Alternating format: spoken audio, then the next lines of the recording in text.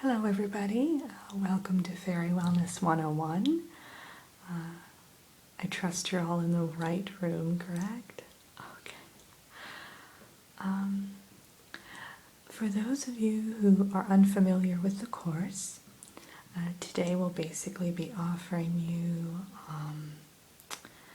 some educational information about how to maintain wings, various types of fairy dust that might be right for your particular need or want, and a few other things that pretty much are the basics of fairyhood. So I'll have you all take a seat wherever you like and get comfortable. I'll be saving questions for the end, so if you do have any questions or concerns during the course or the seminar, please just refrain from asking them until the end, and then I'll be more than happy to address your questions when we're all through. Okay? Okay, great. So what we'll be starting with is I'd like to just walk you through the basics of wing maintenance. Since this is going to be a bit of a fairy health education course as well, so we'll just go over proper grooming techniques, what kind of oils you may want to use if you're looking for higher altitude or more aerodynamics, that sort of thing. Alright, so here are the wings that I'll be working with today. These are just model wings, just to kind of give you an idea of proper grooming procedures and how to properly apply oils and creams, things of that sort. I've had these specially made for the seminar just to kind of illustrate my point. So, when it comes to the wings, you'll want to use a brush that has natural fibers. Anything with synthetic fibers is going to irritate basically the pores on your wings. If you have feathers, I do recommend getting a more wide bristled natural brush, but something like this is great, and they sell this over at the Enchanted Forest Beauty Supply. So you can get it for relatively inexpensive, and it'll last you a long time, so you don't need to worry about having to replace them often. Now when you're brushing, you're going to just want to kind of go in long, kind of sweeping motions toward the back. And this will just kind of get all of the dead wing skin cells off of there and kind of give you rejuvenated wings. I know a fairy who's going on 326, and she doesn't look a day over 295. For this simple fact that she has a little bit of a secret where she does do kind of a bit of a wing exfoliation relatively often, and just gets those new wing layers to the top, so it works really well. Now, if you're going to go with any sort of oil, there are basically a few different types of oil that you can choose from, and they're meant for different types of wings. So you'll have one that gives you a bit more of an aerodynamic kind of feel. You'll have one if you have more dry wings. You have to be careful for dry wings, especially in the winters here, because they can start to flake and you don't want that. And then oily wings are just as problematic because you'll have issues with pollen sticking to them and things of that sort. I recommend this line of oil, and what you'll do is, you'll just get a bit of it in your hands, and you'll just apply it right to the wing. Be sure to get right where the wing comes into the back, because yeah, that can be an issue. Now, you may have to have a friend help you out with this, because it can be a bit challenging to reach that far back, but it's definitely worth it just to keep everything moisturized and hydrated. And like I said, this cream is actually the aerodynamic cream, and it'll help you get about 50 feet higher than you normally would, and it helps you go about 10 miles an hour faster. So it can make a bit of a difference. It can cut your flying time a little bit down, which is nice. And I don't know, I just really like this oil. And also it smells like plumeria, which is really nice. Alright, now I'm going to tell you a little bit about some of the ways that you can care for your wings that are maybe some things that you've overlooked, just some tips. A variety of us actually have patterns in our wings. And so if you really want to get in there and exfoliate the wings and get in the crevices of your wings, I really recommend you use a cotton swab of some sort. Yeah, there's terrific ones. Pretty much you can buy at any fairy supply shop. And they're made out of cotton from Neverland, which is pretty much the only cotton you'll want to use. They have a cotton field where they harvest all organic cotton, and that's what you're looking for because it's going to be hypoallergenic and more sensitive for all different wing types. So just kind of, again, use kind of sweeping motions and just be gentle is the main thing. You don't want to irritate or cause any redness on your wings, and that can also affect your flying ability. So also, what I find works brilliantly when it comes to kind of rough edges on the wings is rose oil. So you use just a dab of rose oil, particularly one that has just a touch of tiger lily in it. It's absolutely amazing, and it will really help you to oh, I'm sorry, for those of you who aren't familiar with tiger lily, it's actually a product that is produced kind of on the outskirts of the Neverland Lagoon, and it's a mix of chamomile, lily, and just a bit of coral, and it's absolutely amazing, and it will work wonders for smoothing kind of rough edges on your wings. It's kind of a new trend that's been going on. It's fabulous. So those are the things that I suggest for just basic fairy wing maintenance. Also, really, if you can, try to massage your wings at least once a week. We have a fantastic spa in town, so definitely indulge in that as often as you can. And they have various different wing pampering packages. So, all right, so we'll put the wings away for a moment. So, can all of you see in the back? Okay, good. I'm holding it up to the magnifying screen here. It should be projecting, but I just wanted to make sure. Okay, now we're going to be talking about something that's kind of near and dear to my heart, and we're going to be discussing various types of fairy dust. Now, as you all know, humans tend to believe that there's only one sort of fairy dust, and that's the most generic type that has been kind of made famous by Peter Pan. However, there are a variety of different types of fairy dust, and the one that you choose greatly depends upon the effect that you'll get. For example, I have several different boxes here of different types of fairy dust, and the lids are all kind of transparent so you can see what the color and the texture and that sort of thing. And then after this seminar, I'll also invite you all to come up here and kind of take a closer look if you like. This is the first one. And this is the Hadass variety, and essentially it's harvested from the lavender caverns that are up kind of on the hillside behind the main castle. And it's absolutely amazing if you're looking for something that is a bit lighter than traditional fairy dust. It typically allows you to enjoy most of the same benefits, so you'll be able to fly kind of at lower speeds and lower altitudes, and you'll also be able to allow others to fly with kind of minimal results, so nothing too grandiose.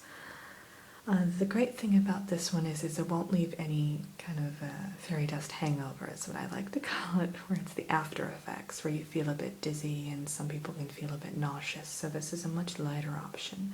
It's kind of like decaf fairy dust, if you will.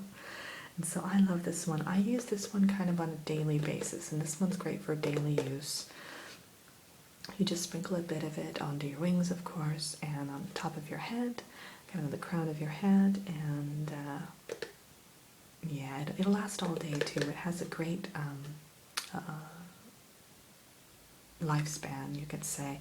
It lasts about 12 to 15 hours, so that's pretty much good for the whole day. Okay, let me get the other one. And this one right here is the kind of your garden variety fairy dust. So it's a bit heavier, and it doesn't really have a particular name just because it's the generic fairy dust that we kind of all use on a regular basis, and different companies typically manufacture it. I tend to stray away from this one because it is usually synthetic and mass-produced, and I don't particularly care for that. It's not as natural as the one that's harvested from the caverns or anything of that sort. So, and like I said, it does have a bit of an after effect, and people haven't been known to have side effects on it. I had a friend actually who broke out in a rash every time she even got near it. So it can be a bit dangerous. Of course, the results are a bit more amplified than your more natural options, but like I said, it's a bit risky for some fairies. This one is the Gemstone fairy dust, and I have quite a few fairy friends who swear by this, and it is rather amazing, and it's kind of a newer invention. It's just been around since, I don't know, the past 15 years or so, I'd say. And of course, it's your traditional natural fairy dust, and it has a hint of rubies and sapphires kind of mixed into it. They're ground up and they're straight from the Enchanted Forest mines. So it is more expensive. It's typically about 5 to 10 gold pieces more per ounce than your normal fairy dust, but you will get better results. It also gives your wing a sort of glowing effect, which is a great cosmetic feature. I'm not particularly fond of it, just because I feel as though it's not just not worth the money. I'd rather just invest in the nice natural light fairy dust and not have the after effects and kind of pay a reasonable price. However, I did invest in just about half an ounce a year or so ago. There was a big ball that was happening, and I really wanted to kind of just spruce my wings up a bit. And I used this, and it was good. It was rather pleasant, but I recommend it kind of more for occasional use, especially if you're trying to be more economical about your fairy dust. Okay, now this is the last one I'll be showing you. This is the Ivy Vine fairy dust, and this one has kind of a more interesting effect. It will allow you to fly generally at higher altitudes, but the main benefit of it is that it lasts about 48 hours, so you won't have to keep reapplying the fairy dust. It has a variety of different botanical elements in it. It gets its namesake from the ivy because it does have a high ivy content. It also has a variety of different blooms in it, so you'll find roses and tulips and quite a bit of lilac, if I'm not mistaken. So this is great, and it also gives a very aromatic effect, so you definitely won't have to apply any additional perfume while you're wearing this.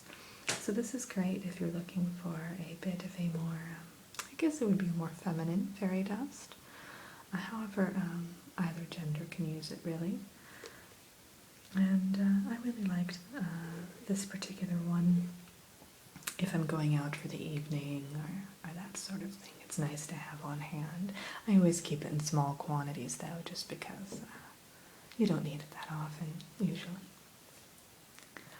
Alright, so let's move on to the next subject that I'll be talking about. Let me refer to my notes for just a moment. It's been a while since I've taught one of these seminars.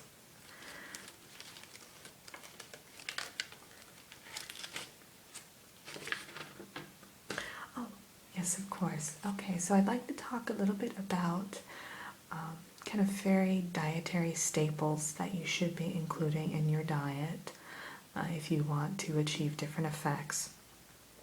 So, we fairies, now I'm sorry, I know there are some non-fairies in the room, but this is also pertains to those who want to be wellness consultants or even work in fairy beauty salons, fairy wellness centers, those sorts of things, because you can really learn a lot about how to care for your fairy patients or clients. So I'm just kind of, I'm gearing it toward fairies, but even those who are elves or gnomes or any other species can benefit from these tips, I'm sure, especially if you're going to be specializing in a field that deals directly with fairies on a daily basis.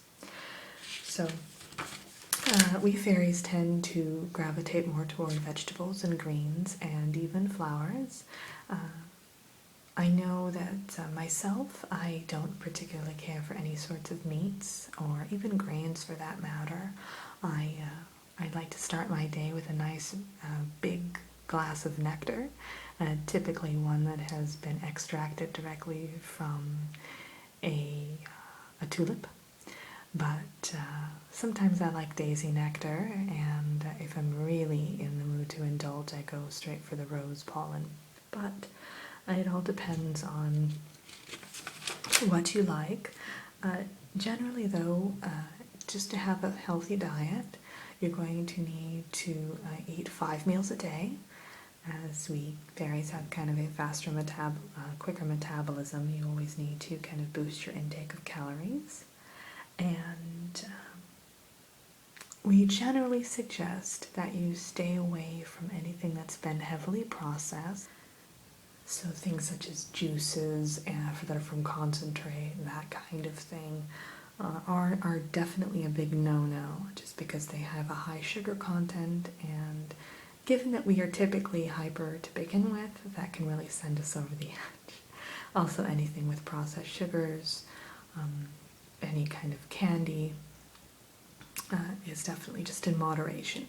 And of course, we should steer clear completely of coffee or anything caffeinated, because again, it just gives us that extra energy boost that we really don't need. If you want to indulge in alcohol, that's more than fine, but go with things that are more natural, such as mead or nectar wine. Apple cider is also a good alternative, of course, in moderation again.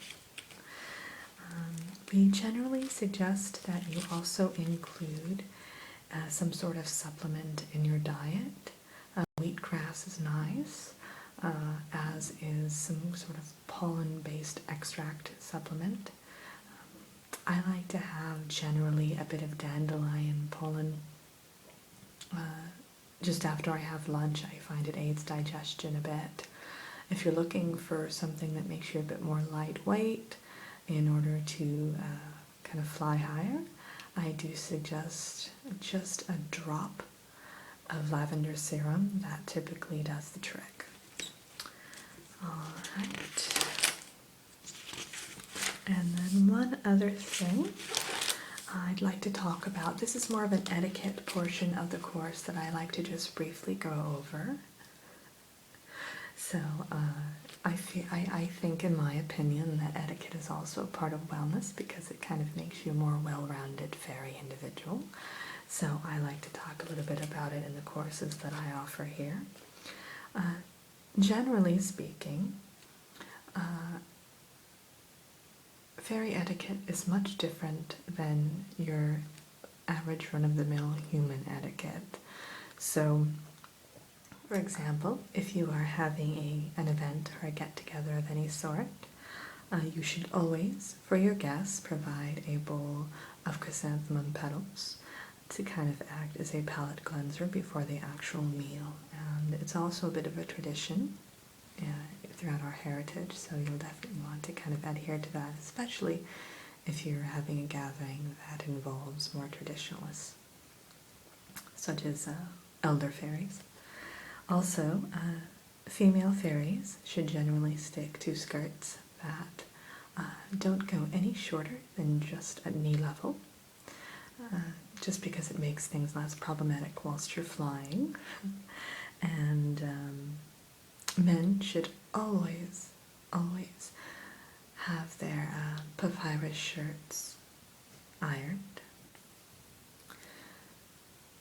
And also, if you happen to be invited to an event, it's always customary that you bring over a dewdrop that has been wrapped in a petal, just for the host to, or the hostess to serve as a refreshment to the guests. So that's kind of all just commonsensical stuff, though, that we all probably already know. I just wanted to reiterate it just in case if we have some newer fairies in the room, or those who are unfamiliar maybe with fairy culture.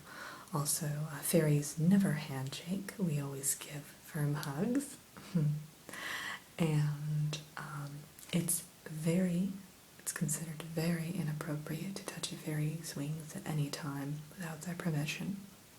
They're considered sacred, so those are kind of the main staples of our customs, though, and guidelines for our etiquette, if you will. So I think that is about it. Yep, looks like that's it.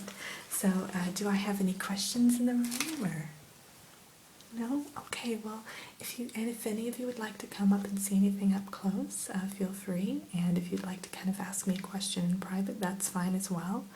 And thank you all for attending my course. I hope you've enjoyed your time here. Bye.